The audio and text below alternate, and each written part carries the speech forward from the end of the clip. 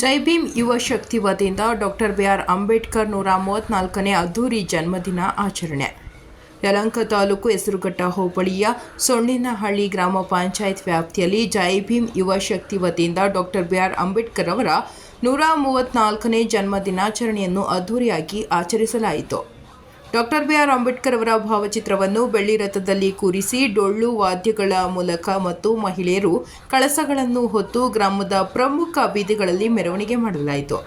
ಮೆರವಣಿಗೆ ಸಂದರ್ಭದಲ್ಲಿ ಸಾವಿರಾರು ಸುತ್ತಮುತ್ತಲಿನ ಗ್ರಾಮಸ್ಥರು ಪಕ್ಷ ಭೇದವಿಲ್ಲದೆ ಭಾಗವಹಿಸಿ ಜಯ ಘೋಷಗಳನ್ನು ಕೂಗಿದರು.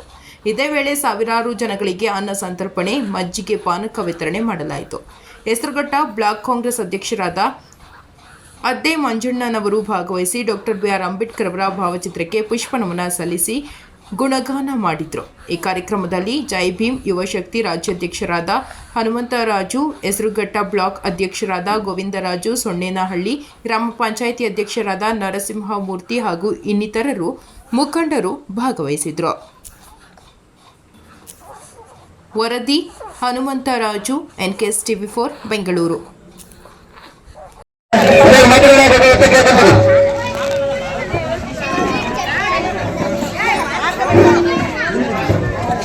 ಎಲ್ಲ ಸೇವೆ ಎಲ್ಲ ಬಂಧುಗಳೇ, ಹಿರಿಯ ನಾಯಕರೇ ಮತ್ತೆ ಎಲ್ಲ ಅಂಬೇಡ್ಕರ್ ಅಭಿಮಾನಿಗಳೇ, ಈ ಆಧುನಿಕ ಭಾರತದ ಬುನಾದಿಯನ್ನು ರೂಪಿಸಿದ 3 ಜನ ಮಹಾತ್ಮರಲ್ಲಿ ಅಂಬೇಡ್ಕರ್ ಅವರು, ಗಾಂಧಿಯವರು ಮತ್ತು ನೆಹರು ಅವರು ಬಹಳ ಇಂಪಾರ್ಟೆಂಟ್. ನೆಹರು ಮತ್ತು ಗಾಂಧೀಜಿಯವರು ತೀರ್ಮಾನ ತಗೊಂಡು ಅವತ್ತೇನು ಕೆಲವು ಬದ್ಧಪಟ್ಟಂತ ಶಕ್ತಿಗಳು, ವೈದಿಕ ಶಕ್ತಿಗಳು ಅಂಬೇಡ್ಕರ್ ಅವ್ರ ಕೈಯಲ್ಲಿ ಸಂವಿಧಾನವನ್ನು ಬರೆಸಬಾರದು ಅಂತ ಹೇಳಿ ವಿರೋಧ ಮಾಡಿದ್ರು. ಅದ್ರ ಮೇಲೆ ಅಂಬೇಡ್ಕರ್ ಅವ್ರ ಕೈಯಲ್ಲಿ ಸಂವಿಧಾನ ಬರೆಸೋದು.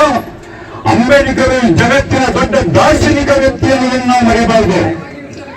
ಹಾಗೆಯೇ ಇವತ್ತು ಬಹಳ ಜನ ಹೇಳಿದ್ದಾರೆ, ತಾವು ಗಮನಿಸಿರ್ಬೋದು, ಇಡೀ ಭಾರತದ ನೆಲದಲ್ಲಿ, ಆಧುನಿಕ ಭಾರತದ ನೆಲದಲ್ಲಿ ಗಾಂಧೀಜಿಯವರು ಮತ್ತು ಅಂಬೇಡ್ಕರ್ ಅವರ ಪ್ರತಿಮೆಗಳು ಇವತ್ತು ರಾಮಂದೂ ಇಲ್ಲ, ಕೃಷ್ಣಂದೂ ಇಲ್ಲ, ಗೋವಿಂದಂದೂ ಇಲ್ಲ.